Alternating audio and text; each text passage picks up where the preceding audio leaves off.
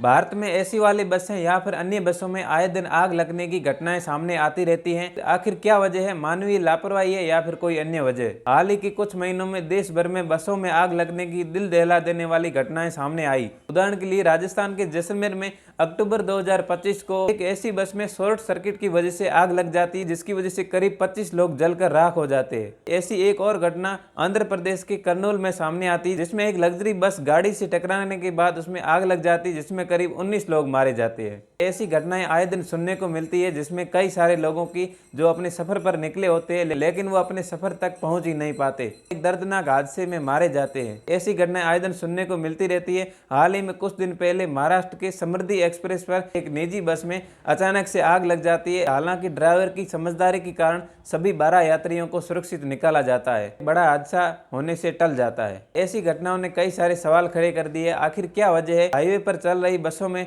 अचानक से आग लगने की घटनाएं आम हो गई, जिसमें रोड पर चलते किसी भी बस में आग लग जाती है। आखिर क्या वजह है? किस कारण से आग लग जाती, जानेंगे इस वीडियो में। हालांकि जैसलमेर की बस आगजनी की घटना बहुत ही दर्दनाक थी, जिसमें एक बस में आग लग जाती, करीब 19 लोग मारे जाते। वो तो बहुत ही दर्दनाक थी, जिसमें यात्रियों ने ये बताया कि उनको कुछ दिखाई नहीं दे रहा था। जब वो बाहर निकलने की कोशिश कर रहे थे तो बस में पूरा का पूरा धुआं फैल गया था, जिसकी वजह से उनको बाहर निकलने का मौका ही नहीं मिला। क्या बसों में आग लगने की वजह तकनीकी गड़बड़ी है या फिर कोई और? क्या बस मालिकों और ऑपरेटरों की लापरवाही की वजह से यात्रियों की जान जोखिम में पड़ रही है? क्या परिवहन विभाग और प्रशासनिक तंत्र व्यवस्था ठीक से काम नहीं कर रही है? और इसके अलावा आग लगने के बाद बचाव और बचाव कर्मी कितने जरूरी हैं, उनकी तैयारियां कितनी जरूरी है? क्या बसेस में ट्रेवल करने वाले पैसेंजर्स को सुरक्षा उपकरणों या फिर प्रशिक्षण की कमी है, जिसकी वजह से उनको पता ही नहीं है कि आखिर आग लग जाए तो बाहर कैसे निकलना है या फिर खुद की सुरक्षा कैसे करनी है? ऐसे हालातों में लोग फंस जाते हैं और बुरी तरह से मारे जाते हैं। आखिर उनको प्रशिक्षण की कमी खा रही है? इन सवालों के जवाब ढूंढने के लिए हाल ही में हुए कुछ हादसों पर नजर डालते हैं। सबसे पहले बात करते हैं जैसलमेर हादसे की। राजस्थान के जैसलमेर जिले में एक बस के रवाना होने के 10 मिनट बाद ही उसमें आग लग जाती है। जैसलमेर जोधपुर हाईवे पर जब ये बस चल रही थी तभी इसमें भयानक आग लग जाती है। फोरेंसिक लैब की रिपोर्ट के अनुसार इस बस के पीछे की तरफ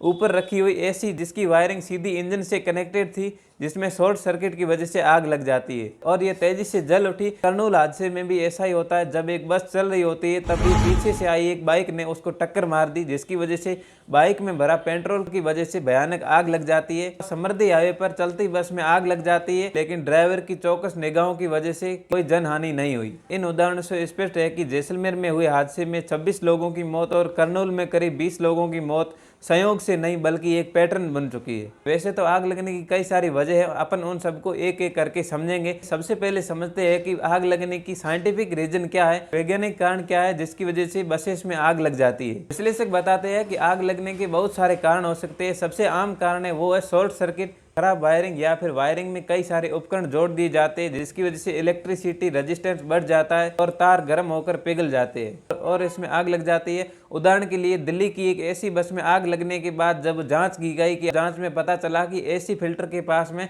शॉर्ट सर्किट हुआ था, जिसकी वजह से आग लग गई। कई सारी नॉन एसी बसेस जिनमें एसी नहीं है उनमें भी आग की घटनाएं देखी गई। इसका मेन रीजन है बैटरी में ओवर हीट की वजह से बैटरी फट जाती है या फिर वायरिंग में शॉर्ट सर्किट की वजह से भी आग लग जाती है। और इसके अलावा जो इलेक्ट्रॉनिक उपकरण है उनकी बैटरियां भी काफी खतरनाक होती है। मोबाइल में लगने वाली लिथियम आयन बैटरियां जो कि आग को तेजी देने में काफी खतरनाक है। कर्नूल हादसे में 234 बैटरियां जो कि उस बस के अंदर मौजूद थी, जिसकी वजह से आग और तेजी से फैल गई। इसके अलावा वाहनों की टक्कर के कारण भी आग लग जाती और उसमें मौजूद पेट्रोल की वजह से आग और तेजी से फैल जाती। जैसे कर्नूल हादसे में बाइक की टंकी में मौजूद पेट्रोल की वजह से आग और तेजी से फैल गई। और इसके अलावा कई बाहरी कारण है जिसकी वजह से आग लग जाते हैं, यानी कि मौसम की वजह से भी आग लग जाती है। तेज गर्मी या फिर सूखे के कारण इंजन ओवर हीट हो जाता है, या फिर सिस्टम की खामियों के कारण भी आग लग जाती है, या फिर वायरिंग की गर्म होने के कारण भी आग लग जाती है। फिर कहा जाए तो मेंटेनेंस की कमी की वजह से, यानी गाड़ियों को चेक नहीं किया जाता है, जिसकी वजह से अगर उनकी वायरिंग खराब है तो खराब ही रहती है, या फिर उनका फ्यूल लीक है तो भी ऐसे बड़े हादसे होने का खतरा रहता है।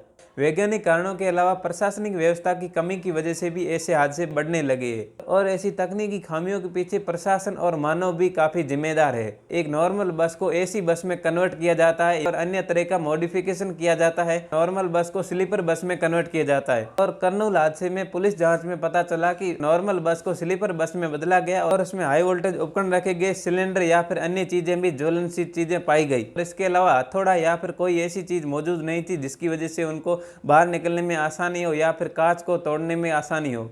इसके अलावा स्पीड को कंट्रोल करने के लिए उनके ऊपर कोई रिस्ट्रिक्शन नहीं था, इसकी वजह से बस बहुत तेजी से चलती थी। व्यावसायिक लाइसेंस की धज्जियां उड़ाई, जिससे ये बड़ा हादसा हो गया। कई राज्यों में भ्रष्टाचार के चलते ऑपरेटर नियम तोड़ते रहते।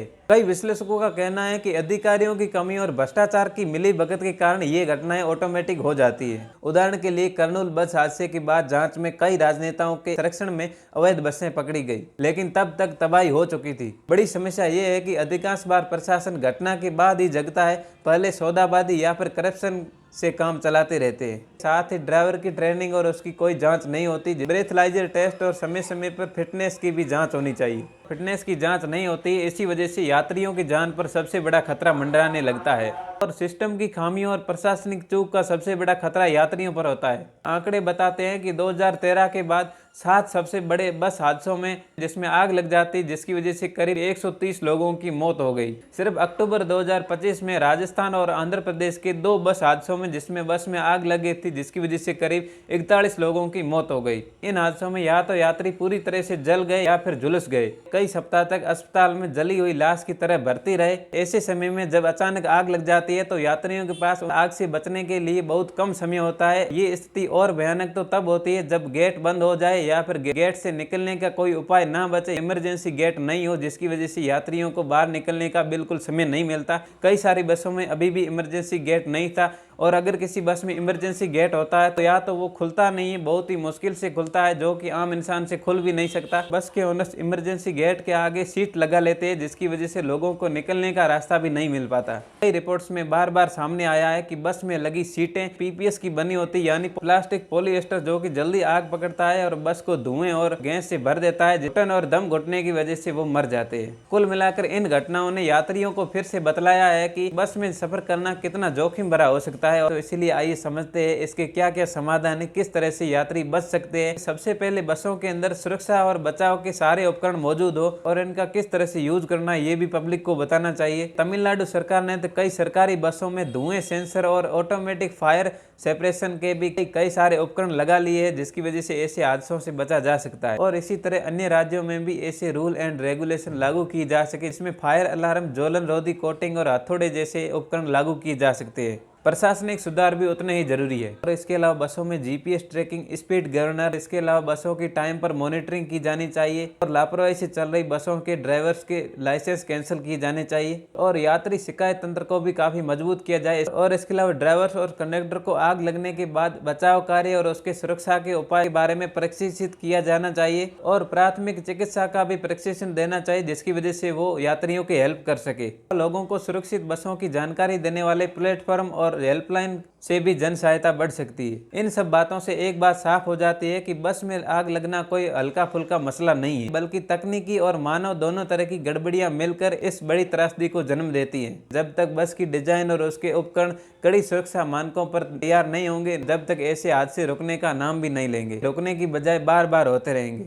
हमको समझना होगा कि आधुनिक व्यवस्था में यात्रियों की जान सबसे ज्यादा जरूरी है और सरकार, परिवहन विभाग, पब्लिक इनपुट मिलकर ही सही मायनों में ये सिस्टम सुरक्षित बन सकता है। हमें जुमलों को छोड़कर ठोस कदम उठाने की जरूरत है, तभी ये हादसे कम हो सकते हैं। नहीं तो किसी और बस आगजनी की घटना के लिए तैयार रहिए। इस वीडियो के अंदर मैंने जितनी भी जानकारी दी वो एकदम प्योर दी है, इसमें कोई मैंने मसाला ऐसा मिक्स कुछ नहीं किया है। तो जो भी लंबी चौड़ी बातें थी उसको एकदम शॉर्ट में करके 10 से 11 मिनट का शायद कितने का एकदम शॉर्ट में आपको शॉर्ट फॉर्म में चीज़ें सारी समझा दी है। तो थोड़ा बहुत भी वीडियो आपको पसंद आया हो तो सब्सक्राइब का बटन इधर साइड में नीचे दिख रहा होगा, तो आप क्लिक कर लीजिए वहाँ पे। इससे थोड़ा सा मोटिवेशन मिलता है हमको भी, और काफ़ी वीडियो में टाइम भी लगता है और मेहनत तो लगती है, आपको पता ही होगा। और ये वीडियो आपको कैसा लगा वो कमेंट करके ज़रूर बताना, क्योंकि आपके कमेंट का मुझे इंतज़ार है।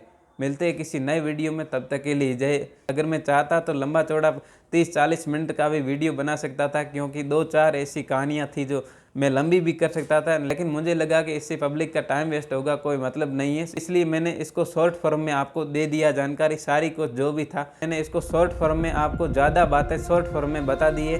तो मिलते हैं किसी नई वीडियो में, तब तक के लिए आप इस वीडियो को देख लीजिए। जय हिंद।